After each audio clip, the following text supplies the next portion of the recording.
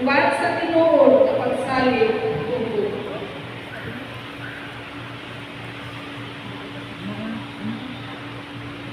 Sa ngalan sa Mahal, sa Anak at sa Espiritu Santo, ang Ginoong manaang Panginoon.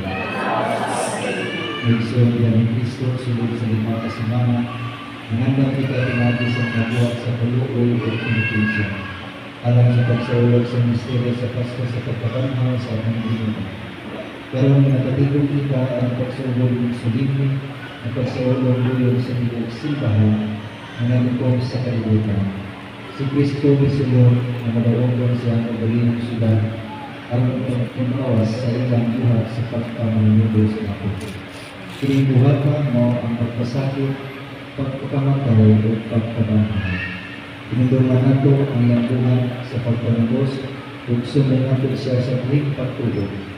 Kung maghigo sa kitakaniya biya sa mga pag-adto sa krus, makalaon kita na mag-ambit sa iyang pagkabanhaw. Mag-ampo kita.